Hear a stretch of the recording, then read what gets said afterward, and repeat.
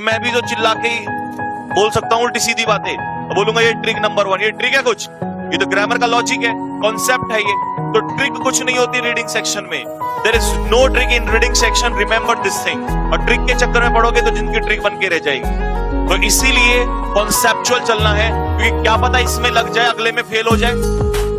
वो काम नहीं करना, ऐसा काम कभी नहीं करेंगे हम लोग। ठीक है भाई, आ जाओ फटाफट जल्दी से।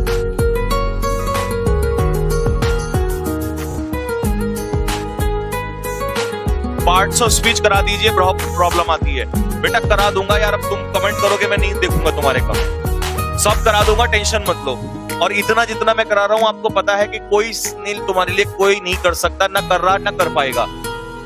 जब मैंने सारी टेंशन अपने आप ले रखी है, मैंने तुमसे कह दिया कि अभी समय बचा हुआ है, 20 में से 20 आएंगे, टेंशन ना लो, तो मुझे अपने हिसाब से कराने दो यार। नरेशन तो खत्म होने दो, कम से कम पार्ट ऑफ स्पीच भी स्टार्ट हो जाएगा। अभी नरेशन खत्म होने दो, ठंड रखो, ठंड, ठीक है, थोड़ा सा ठंडा रखो, सब हो जाएगा। जल्दबाजी में करोगे तो देखो फिर कुछ फायदा नहीं है। फिर तो तुम उन्हीं के पास चले जाओ जो आते हैं, 2 दिन कुछ कराते हैं, 1 दिन कुछ कराया, फिर निकल के भाग गए, 4 दिन क्लास ली, 4 दिन क्लास नहीं ली, ना कोई शेड्यूल है ना कुछ पता है, वो सारी बातें। ठीक है, अब आ जाओ जल्दी से, फटाफट शुरू करते हैं भाई, आंसर देना शुरू करो। दिमाग यहां लगा दो सारे के सारे, आओ भाई जल्दी से फटाफट। बस अब कोई बातचीत नहीं, काम करना शुरू कर दो। अपने हिसाब से कराऊंगा मैं, टेंशन ना लो। ऑप्शन बताओ, आंसर बताओ, क्या आंसर होगा, कहां से शुरुआत करनी है? द कलेक्टर सेड, कलेक्टर ने कहा था, दैट द। अब एक बात तो क्लियर हो गई, द मतलब आर्टिकल, आर्टिकल अपने पीछे क्या लेता है? नाउन। अब नाउन कहां है? द के बाद टू नहीं आएगा तो एस से शुरुआत नहीं होगी, एस से शुरुआत नहीं होगी तो डी कट गया। कट रहा है नहीं कट रहा है, फटाफट कट रहा है। लेकिन क्या अब लोग इसको कहते हैं ट्रिक। ट्रिक नंबर 1, आर्टिकल के पीछे लगता है noun, trick number 1। Helping verb के पीछे लगती है मेन वर्ब, ट्रिक नंबर 2। अबे ये ट्रिक थोड़ी ना होती है, ये जिनको ट्रिक नाम दिया हुआ है ये कॉन्सेप्ट होते हैं। अब ग्रामर में तुमने मेरे साथ ये कॉन्सेप्ट पढ़े हैं, ये तो सभी को पता है। तो ये और अगले में क्या पता फेल हो गया तो इसीलिए कोई ट्रिक नहीं है, सीधा दिमाग लगाओ जरा। सुनो भाई, तो आर्टिकल के बाद नाउन आता है, अप टू भी नहीं आएगा, ठीक है भाई, अप टू भी यूज नहीं होगा क्योंकि ये भी नाउन नहीं है, ये भी। अब या तो नाउन सप्लाई है या सब क्या है, डैम्स। तो सप्लाई के बाद देखना पड़ेगा, the supply of water for irrigation. लेकिन पी का तो ऑप्शन ही नहीं है, इसका मतलब तो कहानी खत्म हो गई। आर से शुरू करना नहीं है तो आंसर देखते ही लगा दिया। बताओ भाई, समझ में आया कि नहीं आया? क्या हमने कोई दुनिया की बहुत बड़ी ट्रिक यूज करी? क्या बहुत बड़ा कोई पहाड़ खोद के लाए हम इसमें? क्या इसमें कोई बड़ी ऐसी समस्या आई निकल के? क्या ट्रिक कहीं यूज करनी? कुछ नहीं होता, ट्रिक कुछ नहीं यूज होता। लेवल, मैंने कहा था माइनस लेवल है ये, 0 पे आऊंगा और ऊपर मिलेगा, 1 पे आऊंगा जब धीरे धीरे। लेकिन भाई साहब, डॉक्टर वही सही होता है जो दवाई धीरे धीरे दे। बुखार उतारने के लिए तो लोग 1000 mg भी दे देते हैं, लेकिन भरोसा नहीं कितनी देर में मौत हो जाए। तो इसीलिए कभी भी गलत चीज गलत डॉक्टर के पास मत जाइए। रीजन यही होता है, बुखार उतार देगा लेकिन तुम्हें पता नहीं कब उल्टियां स्टार्ट हो जाए। इस बात को अपने दिमाग में सेट कर लीजिए, ठीक है भाई? तो मजा आया कि नहीं आया? क्वेश्चन में सर टेलीग्राम का लिंक दे बोलिए।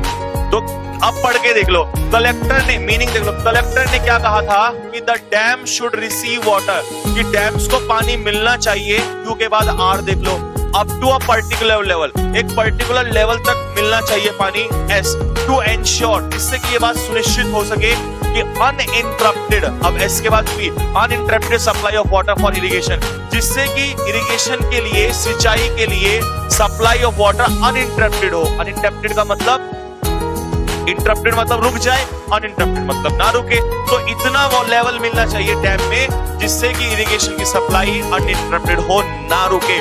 मीनिंग समझ में आया? मीनिंग समझ में आया? PQRS बनाया? जल्दी बताओ कमेंट बॉक्स में, दिल फेंक के मारो फटाफट जल्दी से। एक बार लाइक या तो थम्स अप फेंको या दिल फेंक के मारो कि सर हाँ मीनिंग भी आ गया, समझ में भी आ गया। जल्दी से फटाफट आगे बढ़ो। क्वेश्चन नंबर 2, क्वेश्चन नंबर 2 पे आ जाओ फटाफट जल्दी से, और शेयर मारते रहना जरा। अब दिखा दें हम जरा इन हेटर्स को, एक बार दिखा दें कि मेहनत में कितना दम होता है। आ जाओ बाबूजी की तरह ना, ऐसे बैठ जाओ, बिल्कुल ऐसे करके, ठीक है ना, बिल्कुल ऐसे करके। जो तुम कहते हो ना सर हाथ चलाने का मन नहीं करता, हाथ मत चलाओ, बस यहाँ देखते रहो।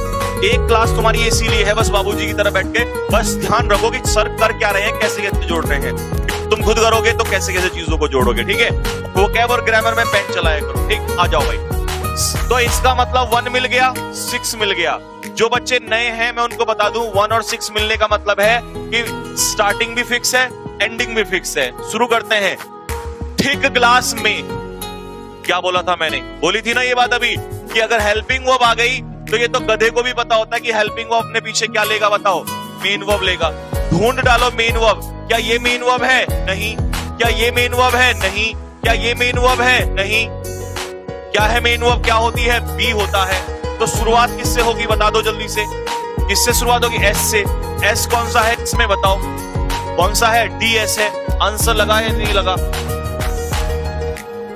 जब नीचे से आते हैं ना बिल्कुल बेसिक से, कॉन्सेप्चुअल से, तो फिर वो टफ वाला लेवल भी आसान लगने लगता है। लेकिन जब यहां सर के मारोगे ना तो फूटेगा और कुछ नहीं होगा। तो इसी को कहते हैं कि एक डॉक्टर स्पेशलिस्ट होता है और एक क्वैक होता है। एक झोला छाप डॉक्टर में, स्पेशलिस्ट में यही फर्क होता है, वो दूसरों की नहीं सुनता। उसे ही नहीं मतलब बुखार 4 दिन में उतर जाए लेकिन तरीके से उतारेगा, ऐसी इम्यूनिटी रखेगा कि कल ना दिक्कत हो। तो इसीलिए जब मैं अपने तरीके से करा रहा हूं तो मुझे अपने तरीके से ही कराने दो। 20 में से 20 जिस दिन देने जाओगे पेपर में एज इट इज मिलेंगे, कॉन्फिडेंस एज इट इज रहेगा, ठीक है ना, टेंशन नहीं लो। आ जाओ भाई।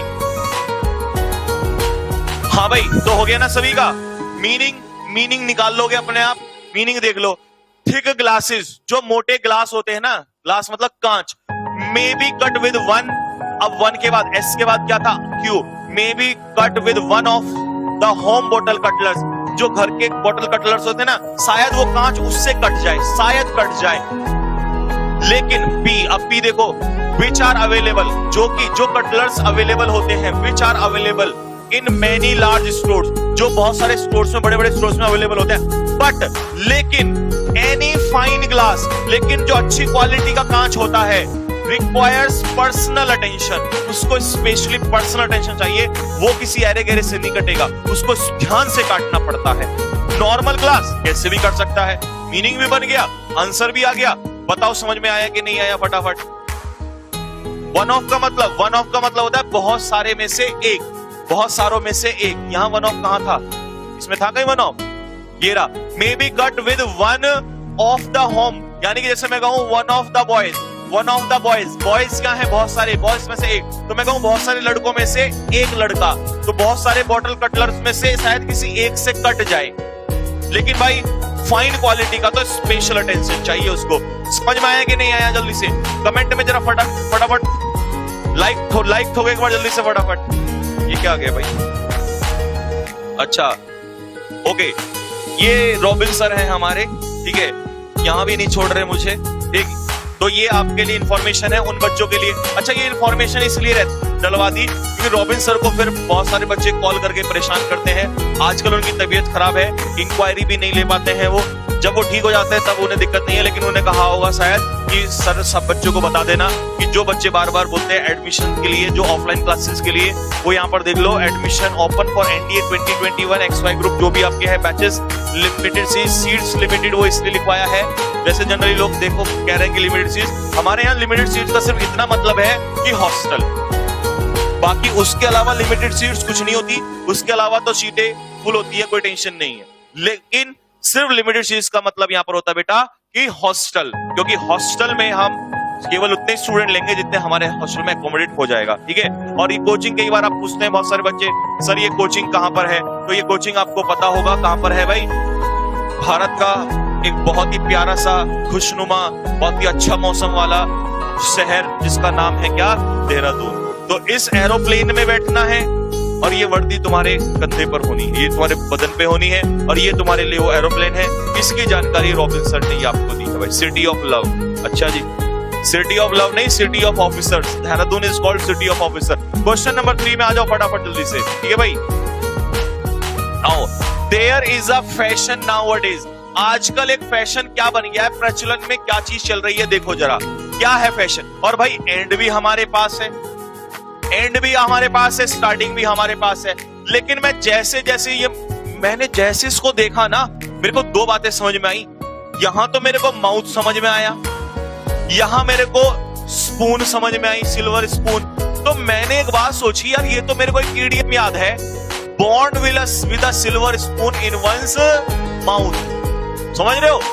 Short trick, this is called short trick. कुछ नहीं होती शॉर्ट ट्रिक.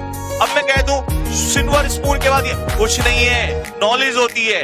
नॉलेज जितनी होगी पटाख से निकलेगा एकदम से. अब तुम्हें ईडीएम याद होता, born with a silver spoon in one's mouth का मतलब होता है अमीर घराने में पैदा होना. जैसे कि हमारे राहुल गांधी जी हमारे he was born with a silver. बताओ, झूठ तो नहीं बोल रहा हूं. Rahul Gandhi ji he was born with a silver spoon in his mouth. अमीर घराने में पैदा हुए. जो व्यक्ति, ईडीएम भी याद हो गया, जो व्यक्ति अमीर घराने में पैदा होता है उसे कहते हैं born with a silver spoon in one's mouth. आ गया ना समझ में? तो अब देखो ना दिमाग की बात, मेरे को क्या क्लिक किया भाई, क्यों इसका मतलब born with a silver spoon in his mouth. इसका मतलब क्यू का लिंक किससे है? लास्ट वाले से. तो लास्ट में मुझे क्या रखना पड़ेगा? क्यू. अब क्यू लास्ट में देखो, एक ऑप्शन तो तुरंत कट गया. क्या कट गया? सी वाला ऑप्शन तुरंत कट गया. अब या तो होगा ए, या होगा बी, या होगा सी. अब शुरुआत में आ जाओ. तो ये ऐसे शॉर्टकट लगाए जाते हैं. शॉर्टकट कुछ नया नहीं है, बस लॉजिक लगाए जाते हैं जो नॉलेज से आता है. एक फैशन आजकल क्या बन गया है, क्या फैशन बन गया देखो, टू बिवेल पॉवर्टी, यानी कि गरीबी पर तो विलाप करना, गरीबी पर तो रोना धोना करना. आर से अगर मैं शुरू कर रहा हूं तो बना के देख रहा हूं एक बार, जरूरी नहीं है यही बनेगा. टू बिवेल पॉवर्टी, आर के बाद क्या है? पी. एज एन इविल, तो मतलब गरीबी को तो हम क्या समझते हैं? एक बहुत बड़ी बुराई, अपराध. ठीक है. To bewail poverty as an evil, कि लोग गरीबी को तो एक तरीके से श्राप समझते हैं, श्राप. And to pity the young man, और उस आदमी पर सिंपैथी दिखाना, उस व्यक्ति पर सिंपैथी दिखाना, सहानुभूति दिखाना. कौन सा आदमी? वैसे मेरे पास इसका एक शॉर्टकट भी था.